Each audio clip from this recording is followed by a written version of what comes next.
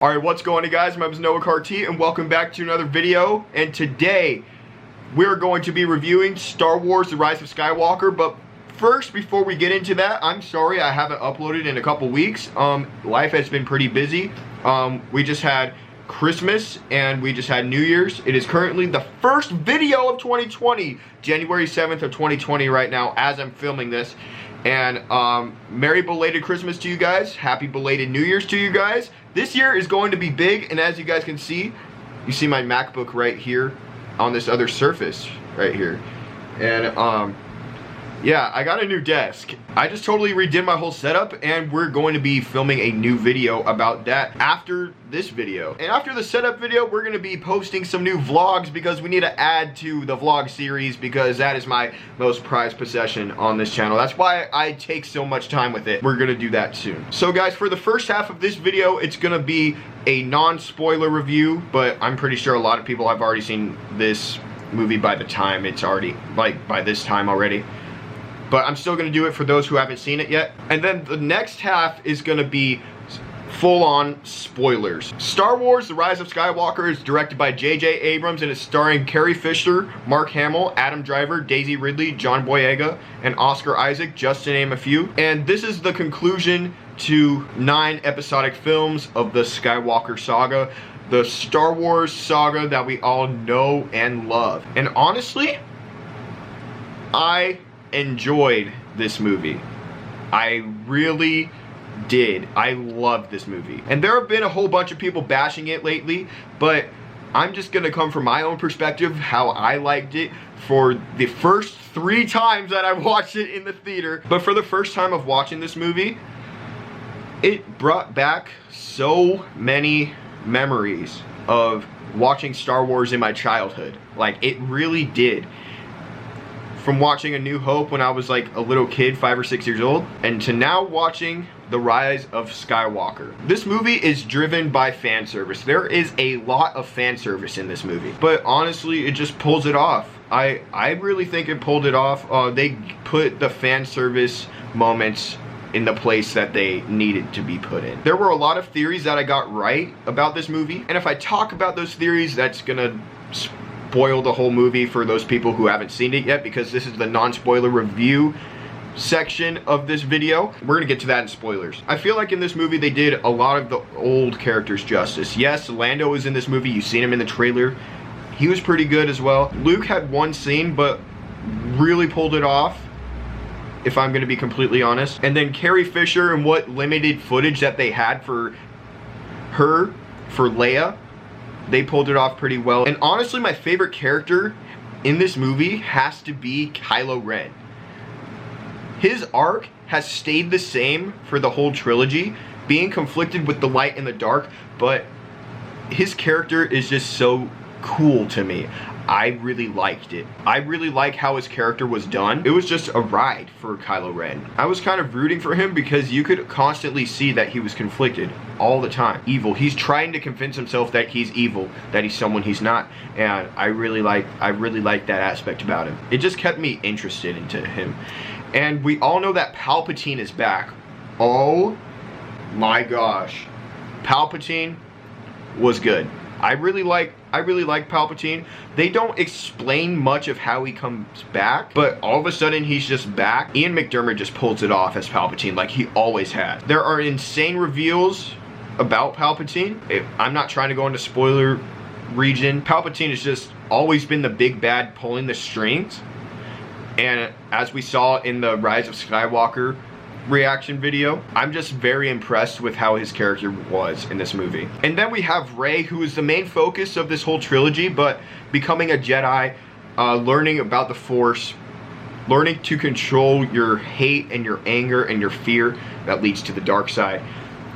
That is the whole aspect of Star Wars. Like, that's been the whole aspect of Star Wars, and I feel like they finally got it right with Rey in this movie. I have not always been the biggest fan of Rey. She's conflicted a lot in this as well. She's having trouble trying to control some things with the Force.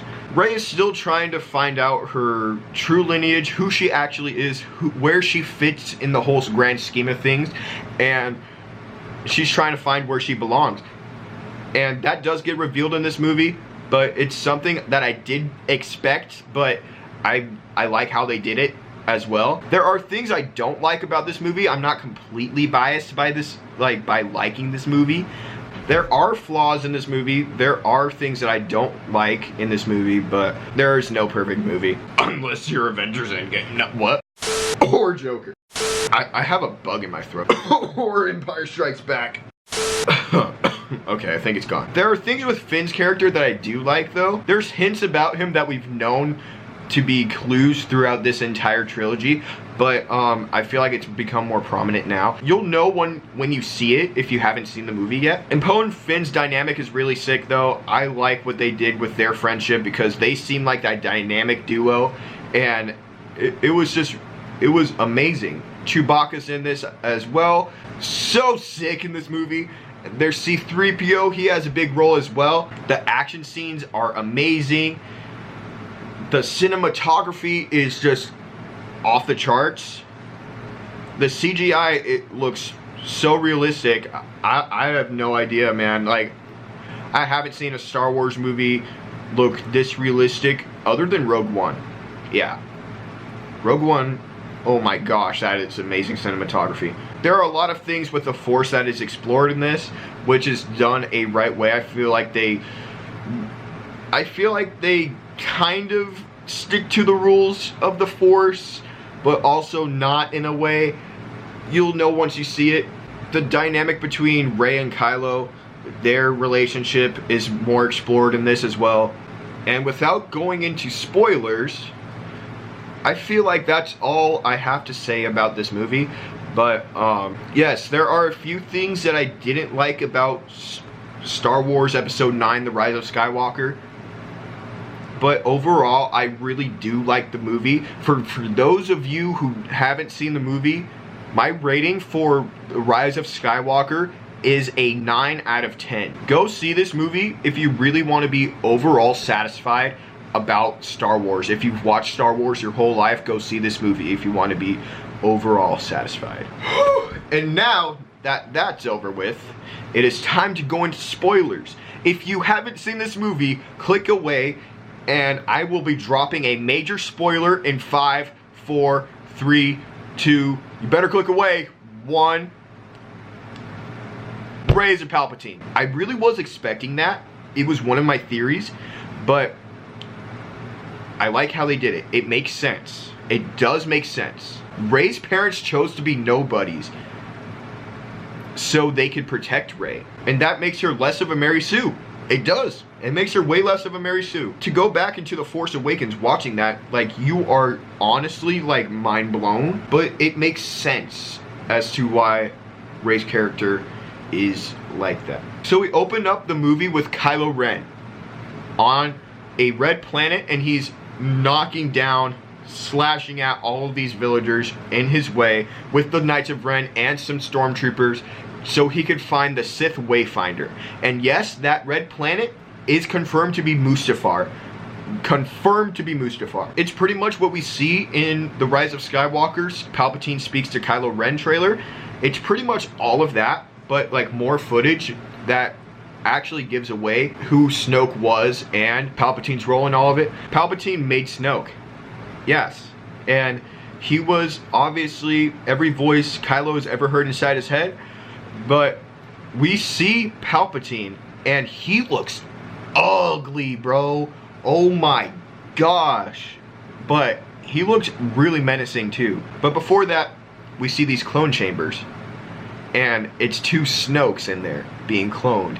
And I was like, yo, like, me and my friends were going crazy in the theater the first time we watched this. Shout out Archangel and Austin, bro. We were going insane watching this movie. Palpatine's motives are all over the place, but like, that's the way he is. He manipulates some person into doing something else so that his full plan is truly revealed to the other person that he needs, or new conduit or something like that. He manipulates his way into going to his full plan.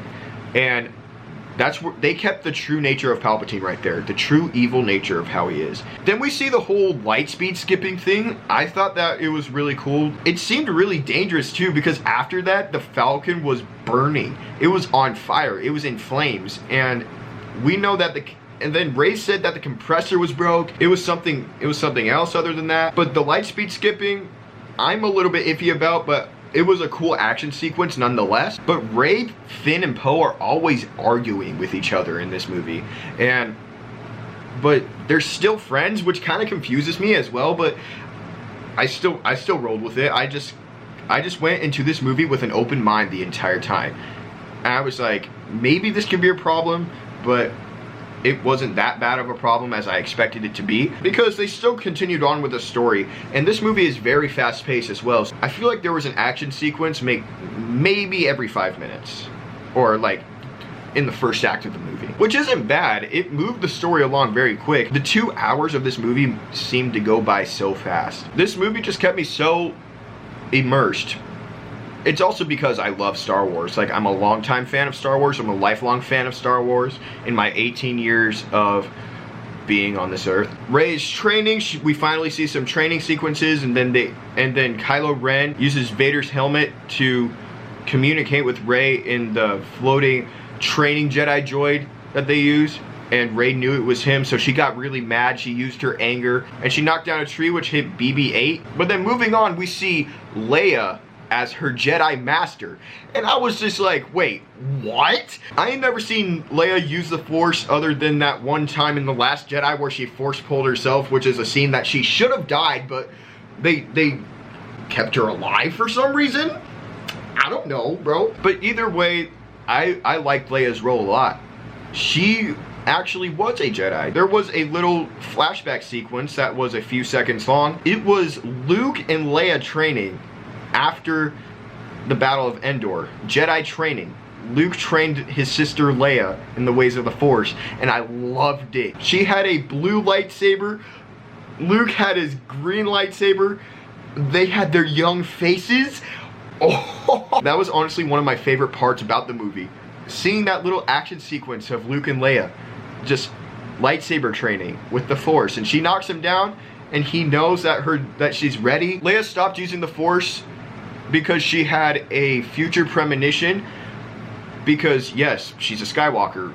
The Skywalkers can see a little bit into the future as visions and stuff like that. She saw that if she was to continue being a Jedi, that her son will die by a lightsaber, which was untrue, and which was totally retconned. I don't know how, but it was alright to me. But Leia does die in this movie, but it gives her a satisfying end, though, just to try to bring Kylo Ren back to the light side as Ben Solo, and it worked. She force projected Han Solo to see Kylo Ren, but it was pretty much a memory, because Han Solo isn't a Force user, so he can't be a Force ghost. I guess Leia went into Kylo's head and projected a memory of Han Solo, but like fixed it to help him go back to the light, which Kylo Ren just yeets his lightsaber out into the water of the Death Star ruins.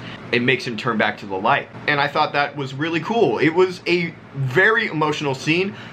Harrison Ford must have gotten a really big paycheck for this one cameo. Like, really big, because he hates Star Wars. Like, he hated where it went. He wanted to die, his character wanted to die in episode 6, because he thought it would be a better arc for him. They killed him off in episode 7 because he begged JJ to, or something like that. But yeah, this review is all over the place. Like, this spoiler review is all over the place. Things are popping into my head right now, and I'm just trying to like talk about as many things as I can. I won't be able to talk about everything in the spoiler review. Maybe we can talk about it later. I'm not going to be reviewing all spoilers, just major spoilers that I've been wanting to talk about for a while. But the crew goes on this whole adventure to find the Sith Wayfinder. It goes crazy from there. Some good action sequences in between, and at one point after the Kylo Ren and Rey fight on the ruins of the Death Star, she gets ashamed of herself while almost killing Kylo Ren, but force healing him and escaping with his TIE fighter after them, because she heard Leia call out to Ben. And then she takes off. She goes to Octu. It was really cool. She starts burning the X-Wing. She crash lands it. She burns it. She's really mad. She's throwing wood, and then she sees the Skywalker lightsaber, and she decides to throw it. She says, I'm done. And then she throws it into the fire, and then you see a hand catch it. And out of the fire is Luke freaking Skywalker. Like, oh my gosh. He said, a Jedi's weapon deserves more respect, and it goes, oh my gosh, yes. They always taught the Jedi how to respect the weapon of the lightsaber. I really like how they nodded to that in the prequels and the original trilogy. That's when Luke talks about her having to face Palpatine, that the Skywalkers have always known that she was a Palpatine, except for Kylo Ren, because he was disconnected from all of them. But Leia knew it too. They sensed the raw power in Rey from that Palpatine bloodline.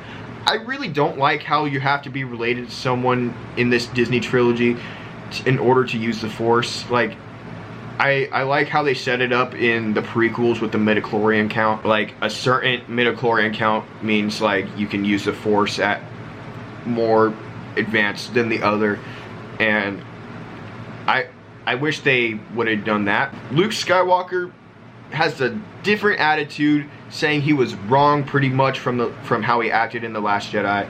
He's back to the old Luke we know and love from the 70s and 80s. It was just great to see that. Like, it was so nostalgic to see that. Pretty much tells her he has to face Palpatine, gives her Leia's lightsaber after telling her the story of how Leia got a lightsaber pretty much, and how she became a Jedi. One of my favorite parts of the whole movie, one of my favorite like actions of the whole movie, you hear Yoda's theme start playing from Empire Strikes Back, and then you see the X-Wing lift out of the water in Octu, and I thought it was Rey doing that. I would have been so mad if it was Rey doing that. It pans to Luke lifting it out of there, and it brings his training full circle. Because yes, he is a Jedi Master now, and he knows the Force, he knows the ways of the Force, and it gives good closure to his character, even though he is a Force ghost. His hair was really long too, by the way. Like, it was flowing in the wind, and I noticed how Rey's hair wasn't flowing in the wind as much either. That was a cool attention to detail. It was really cool to see that. Like, the graphics on the Force ghosts, like the blue aura around them, I wonder if that makes them seem that their body is on the borderline of coming back to the real world. That's really cool to think about. I never thought about it like that till now. But then after that, Rey goes to Exegol where the Emperor's hiding out, because she grabs a wayfinder that was in Kylo Ren's TIE fighter, puts up in the X-Wing. The rebels know that Red 5, Luke Skywalker's X-Wing, is on the way to Exegol, so she brings the rebels to Exegol. By this time now, Finn and Poe are generals because Leia stepped down and wanted Poe to become general. So Poe needs a little help, so he calls Finn to be the ground team general. I like that. I like that. They become the whole leaders of the Resistance. And Rey goes to confront Palpatine. Palpatine wants her to become, so that she strikes him down, his Force essence will be transferred into Rey, and she will rule the Sith and the whole galaxy. But she doesn't do that. Kylo Ren, or Ben Solo should I say, comes in and he tries to stop the Emperor with her, and he gets confronted by the Knights of Ren. The Knights of Ren were really cool in this movie, in the little screen time that they had, but they were really cool. They had cool action sequence, they had cool cinematography scenes. I like that. Even though they didn't have that big of a role, they didn't seem that much intimidating. It was a really cool action scene for Kylo Ren. For Ben Solo, I should stop calling him Kylo Ren by this point. He's getting beat up by the Knights of Ren. Rey knows that he's there. She's about to strike down Palpatine, but she puts the lightsaber behind her back. In the next shot, we see Ben pulling his grandfather's lightsaber from Rey in the Force bond, and he starts going ham at the Knights of Ren. Oh, that was the greatest action scene of this movie. He defeats all of them. He does a really cool leap and just flips over them, and then he stabs it through the chest. I need this movie on Blu-ray right now. Then he comes to help out Rey. They're gonna fight. There's a shot with them with the blue lightsabers in hand, but Palpatine uses the Force on them to try to like pull them towards him, but then like he gets a little bit of like a Force essence transfer into him, and his fingers start rebuilding and coming back. And at this point, he's just like blind. At this point, he's blind. So like he doesn't have his yellow eyes. So then he's like, and then he starts going at them. All their energy is drained.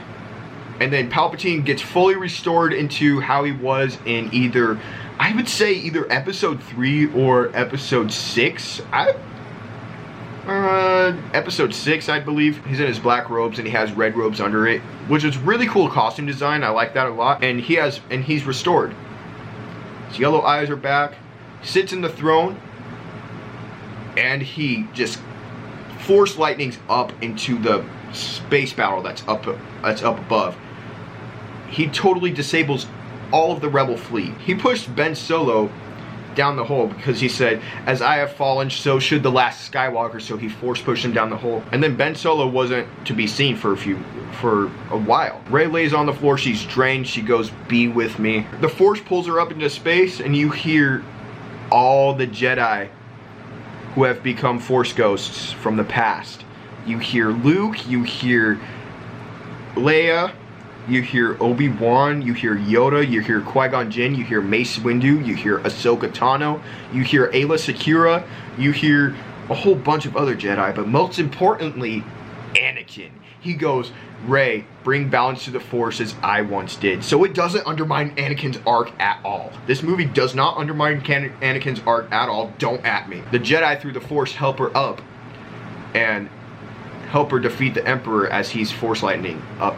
Like, as he's force lightning to her. She blocks it with the lightsaber. I am all the Sith. She gets the other lightsaber, and she goes, and I am all the Jedi. I thought she was going to be like, and I am... It's like the I am Iron Man scene in Endgame.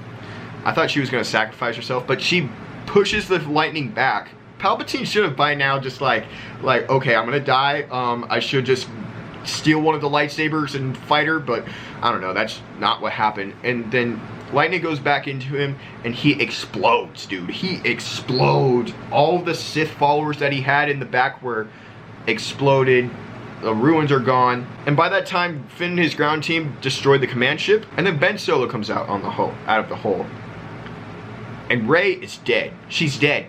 Like, she's completely drained, she's dead, all of her life essence is taken out of her. Ben holds her, he cradles her, then he puts his hand on her stomach, and he force heals her. It takes everything out of him. Rey is resurrected, and her and Ben share a kiss. I thought it was nice. It wasn't needed, but it was pretty nice. But after that, Kylo just dies. Like, he died in peace, and he became a Force ghost. Ben Solo did redeem himself, but I wish he wasn't redeemed like his grandfather was, Darth Vader. I wish they would have did it different, but Star Wars is poetry, it rhymed. I guess that's how we could do it, I guess. The rebels flee from Exegol. First Order, the Empire, the Sith are gone. They celebrate, and then Rey goes to Tatooine, where you see Luke's old house from Episode 4, or Anakin's step brother's house from Episode 4. I mean, from Episode 2. Like, it's the same place. And Rey decides to bury the lightsabers, the Skywalker lightsaber and Leia's lightsaber, deep into the ground, into the sand of Tatooine. I don't know why Anakin just didn't come out and say, I don't like sand. Why are you doing this to my lightsaber? But it's whatever. That would have been funny. But then after that, you see Rey has constructed a new lightsaber, and it was yellow. Yellow lightsabers are finally canon. I like it. I like it. It looked really sick, honestly. Like, her hilt looked really cool. Reminded me a little bit of Darth Maul's. But this old woman comes up and she said, no one has been here for years. Who are you? She says, I'm Rey. The lady goes, Rey who? And then she looks to the side. She sees Luke and Leia as Force ghosts in the shot, smiling at her. And she says, Rey Skywalker. At that point in the theater, I did not like that at all, that she became a Skywalker. I was in there just like, bruh, like, I didn't see why she became a Skywalker, but it makes sense to me because, yes, like, what if you were related to the, like, most evil man or woman in the galaxy, and you were good at heart? wouldn't you want to change your last name to someone who were really close to? Like, just think about that. It made sense, and it was overall a very satisfying close to the Skywalker saga. But we still have 15 more years of Star Wars, just not in this story.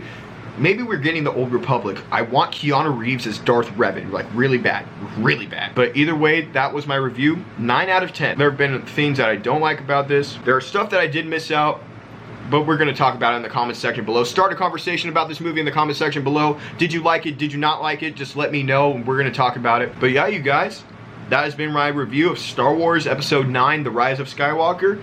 Anyway, guys, thank you guys so much for watching this video. Hope you guys liked it. Leave a like if you enjoyed. Subscribe if you're new. Don't forget to turn on post notifications so you guys know whenever I upload. And turn on all notifications instead of the personalized settings so you get every single upload. But yeah, you guys. Anyway, guys, thank you guys so much for watching. And I will see you guys later. Peace.